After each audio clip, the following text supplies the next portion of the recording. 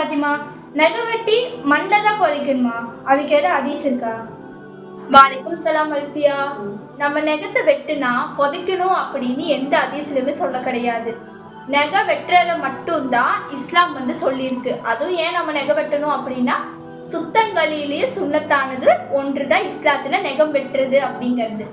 நெகம் வெட்டுறது மட்டும்தான் இஸ்லாத்துல சொல்லியிருக்கு அப்படின்னா, புதைக்கிறதெல்லாம் இஸ்லாத்துல சொல்லவே கிடையாது. புதைக்கிறது விருப்பம். புதைக்கிறதா இருந்தா புதைச்சிக்கலாம், வீசுறதா இருந்தா வீசிக்கலாம், இல்ல டஸ்ட்பின்ல கூடி போட்டுக்கலாம். அது உன்னுடைய விருப்பம்.